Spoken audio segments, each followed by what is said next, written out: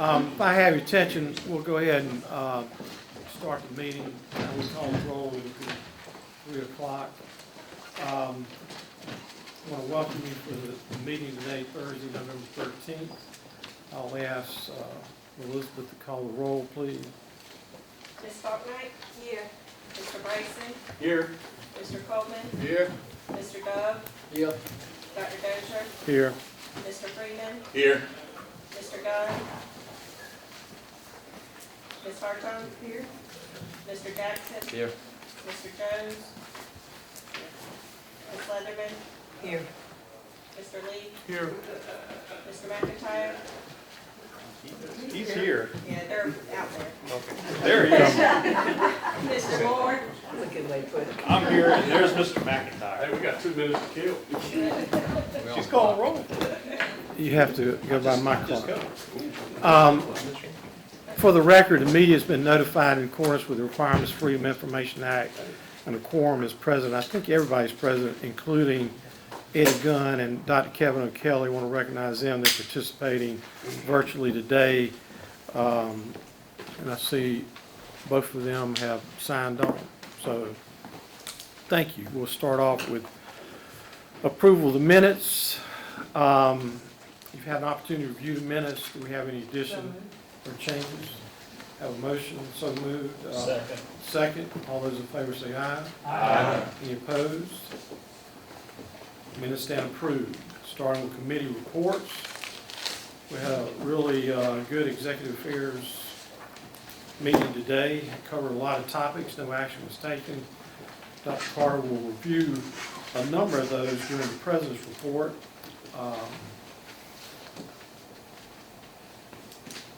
We did, is that the resolution?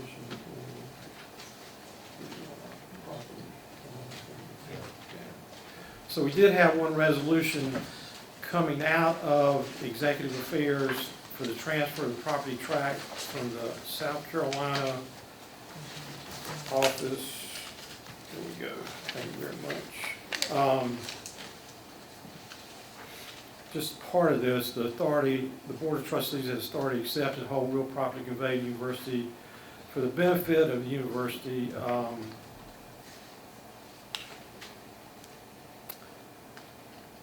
We approved the acceptance of the property described herein from the South Carolina Office of Resilience and Open Space Institute for the benefit of the university.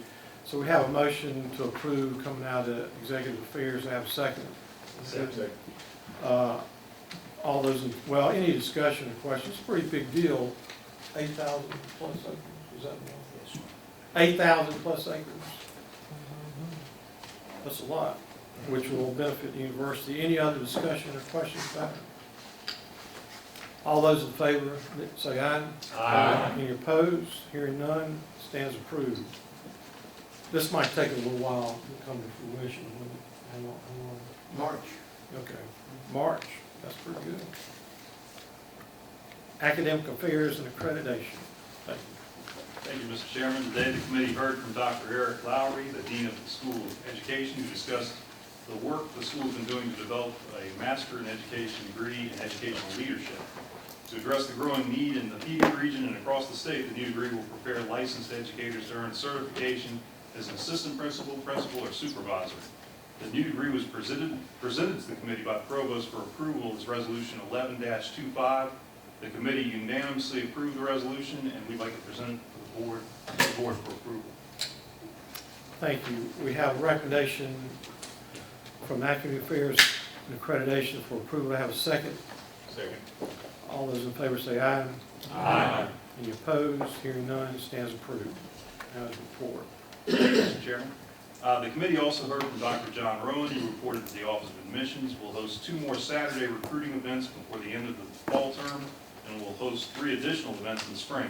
The Office of Financial Assistance is also visiting local high schools to assist students and family as they complete the FAFSA.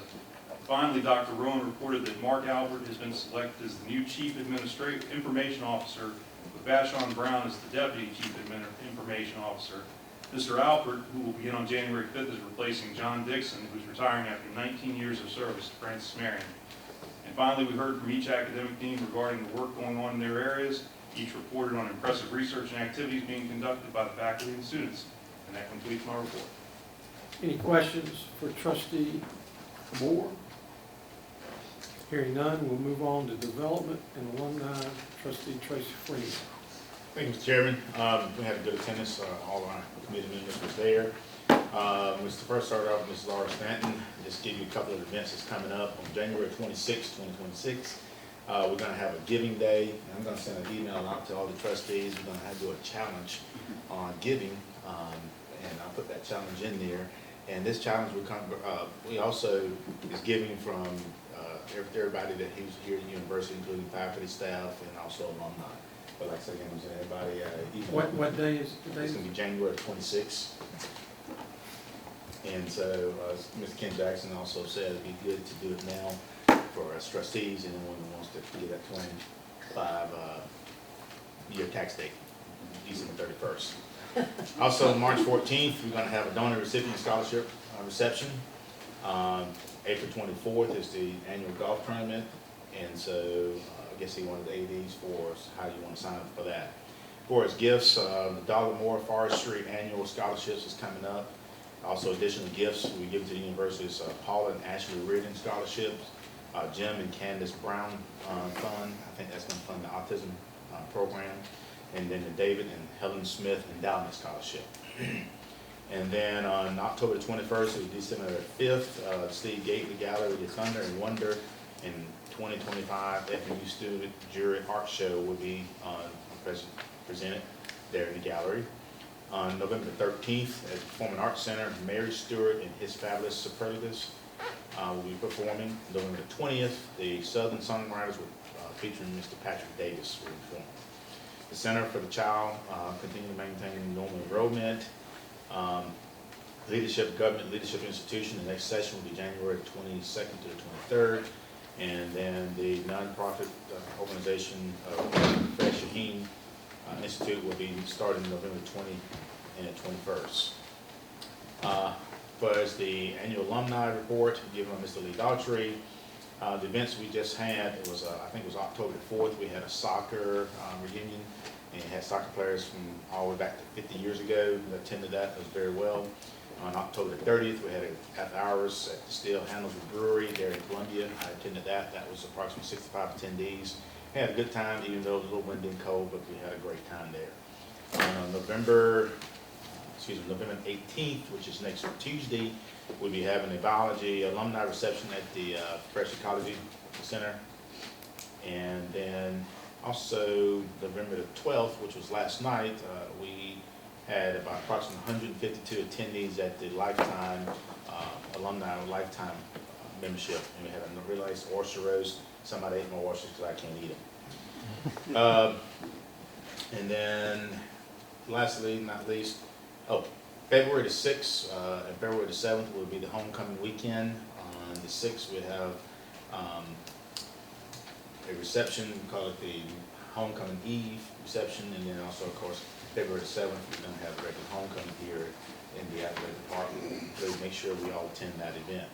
And last but not least, travel. We have 4 spots left for next year 2026 travel overseas. That's to Germany. Further information, see Mr. Lee Daughtry for that. And that concludes my report. I have a question for you. Yes, sir. For the lifetime membership, what is the purchase at? It's $450. It's 400 for a single, 600 for a couple. Right, That's a great buy. it is. Yes, sir. I know a number of the board members are lifetime members, and so if you're thinking about doing something, it's a great thing to purchase as a board member. Tax deductible, right? Sort of, kind of. The state can answer that. Because all money goes to the foundation, I can only imagine it would be. Yes, yes. For December 31st. Thank you. I didn't want to mess you up, I'm sorry. Financial Affairs and Facilities, Trustee Jackson. Yes, our committee met. We reviewed the budget summary report, which was through October of this year, and Everything's in order, the income and expenses are all at the expected levels for this time of the year. All the fall fees are in, and we're starting to see spring fees coming in. We also received a copy of the annual audit, and there were no issues, and we have copies available right over here. Encourage each of you to get one, take it home, and read up on it, and report back to the next meeting if you have any questions. We heard prior to our committee meetings the report from Ralph Davis on the campus development plan, which was pretty extensive and impressive. So we didn't cover that in our meeting, but we thank him for doing that. And that concludes my report, Mr. Chairman. Thank you. Any questions for Trustee Jackson on the financial affairs and facility? Hearing none, we'll move on to student affairs and athletics. Thank you, Mr. Chairman. Good afternoon, everyone. Student Life and Athletics met this afternoon, joined by Dean Latasha Ford, Vice President for Student Life, and our new Athletic Director, Quinn Monahan. We got an update on the Student Government Association from President Isaiah Davis. That report was conveyed to us by Latasha. They've been super busy. Fall elections, they've already had elections for Senate seats. There are 25 seats available. 23 of those seats have been filled, which is, I think they're really encouraged about that level of increased participation. They had a fall festival on Friday night, October 17th. 21 organizations participated, live music, food trucks. I think the weather was nice, and so they had a really good night that night. SGA continues to work on the food pantry in the University Center, and that's kind of an ongoing project to keep that stocked and restocked and refreshed, so students that may have a need, whether it be food or hygiene or whatever, can go there and take advantage of that. So we think that's a really special thing. We're thankful for that. We also got an update from Latasha on Student Life, which has also been super busy, a lot of events going on. They have held a couple of events called Keys to College. I think they may have had one yesterday in conjunction with Dr. Kunka and the Writing Lab. Is that right, Doctor? Yes. So think that went well, so they continue to be busy. They've had several Sundays where they've had Sunday Fun Day, where students have come into the University Center and watched football games. They've also had FMU's Got Talent. I think all of those have been well attended and well received. Student health and wellness, they have hosted a flu clinic, giving out flu shots. I think maybe even some of our nursing students maybe have participated in administering those flu shots. So I know that that's been much appreciated. So that's kind of an update on SGA and Student Life. Next, before I give my athletics report, I'd like to introduce someone to you. You may know him, but Quinn, if you would stand, our new athletic director, Quinn Monahan, comes to us from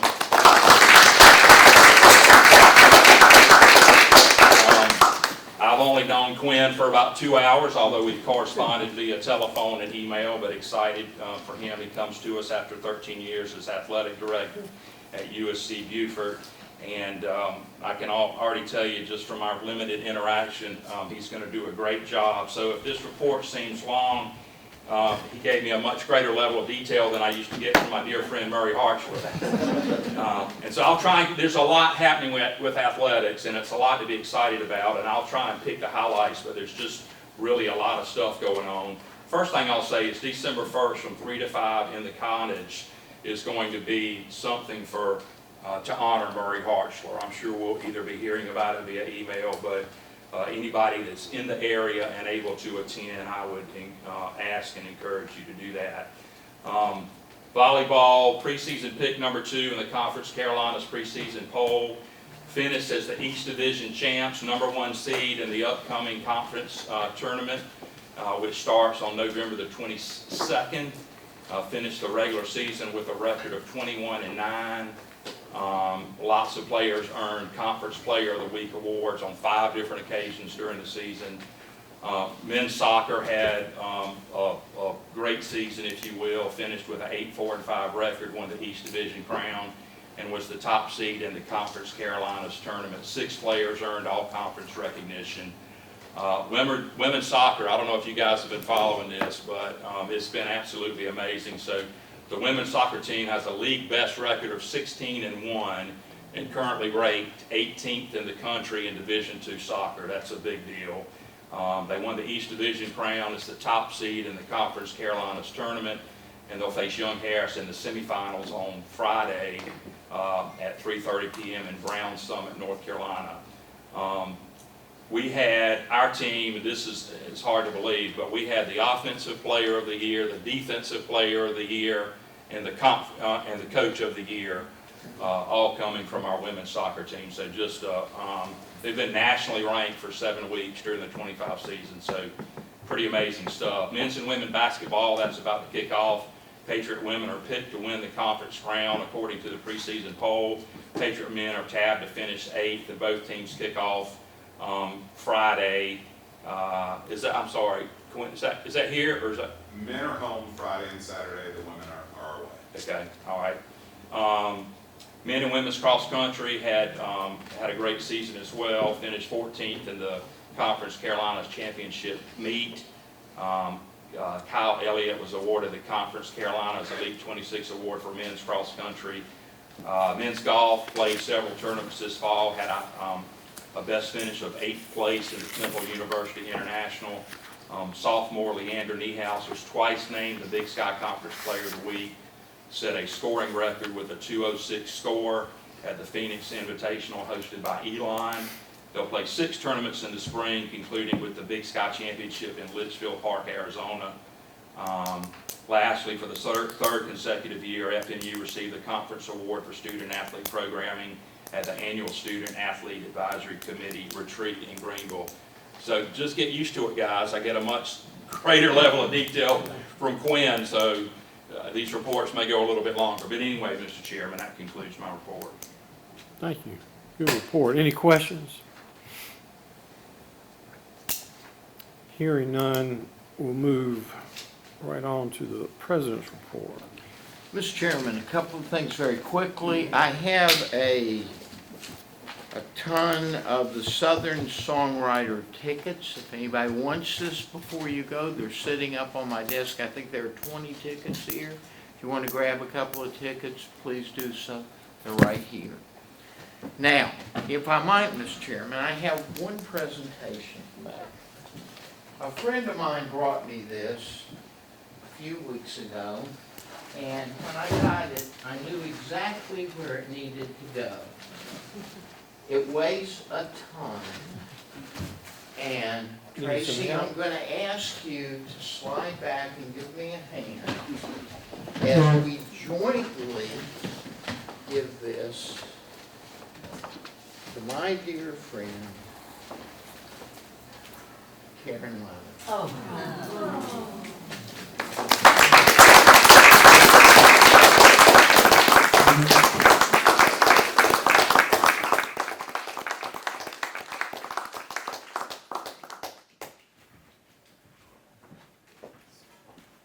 It's too emotional for work.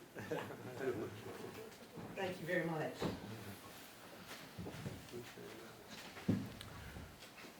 Mr. Chairman, let me take a word and thank Ralph and his staff today, who did a great job presenting, I thought, the facilities plan for the university. They've worked so hard over the past few years. I couldn't be more appreciative. I will tell you, Ralph is now embarked on trying to move the faculty out of Founders Hall and then out of the McNair and Lebanon Hall. If Ralph lives through the end of the year, we'll have a small reception for him. If he doesn't, we'll have a large funeral. Eric, thank you for your staff working on the School of Education, working on the ME degree in educational leadership. I think it's going to be very well received by the school districts out there. Thank you very much for doing that. And thank the board for passing that. Duck Pond is well on its way. You heard the report a little earlier. We're very pleased with that. It's going to be a marvelous addition to the university property, and I couldn't be more appreciative of Ms. Moore and Governor McMaster, who worked so hard to make sure that Francis Marion got that property, and it didn't simply go into the broad inventory of other state properties. That'll be a nice addition for subsequent generations on this campus. Our budget, I mentioned during the executive session that we've asked for a fairly generous budget this year from the General Assembly.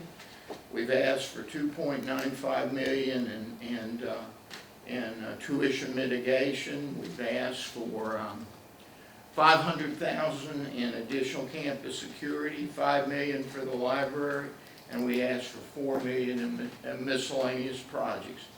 I don't know that we'll get anything, but you know, if you don't ask, you're not going to get it. So we'll take a running shot this year, and hopefully we'll get at least the bulk of what we've asked for.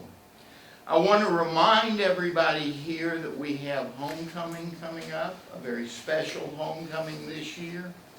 This year's homecoming will, commencement, December, we have a homecoming too, but commencement December 13th at 10 a.m. in the morning.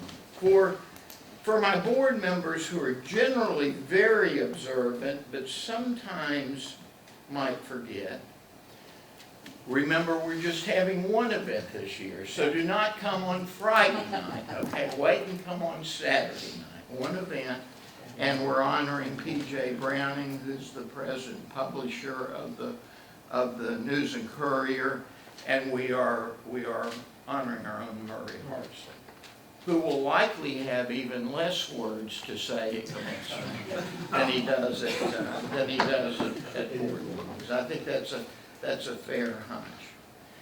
Finally, Mr. Chairman, what I would like is if the board would consider a motion that every permanent employee of the university receive a holiday bonus of $2,000, which will be which will be deposited in their accounts no later than December 5th, 2025. One more time, every full-time permanent employee at FMU, $2,000, which will be deposited in their accounts no later than December 5th, 2025. So I need a motion. So moved. Wait. A motion to approve, need a second. Any discussion, or anybody like to argue about that? I don't think so. We're not a full-time employee, sir.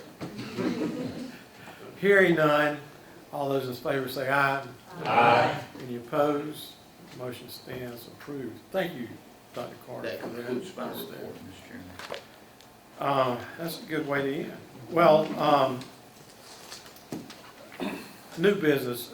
I wanted to say one thing. I know some people say our board meetings tend to be kind of fast, but let me say this. We've been here since a little after 11 today, and most of the folks in this room traveled an hour or two or three, depending on the traffic, one way and then back. And a good number of people attended the event last night, Tracy included.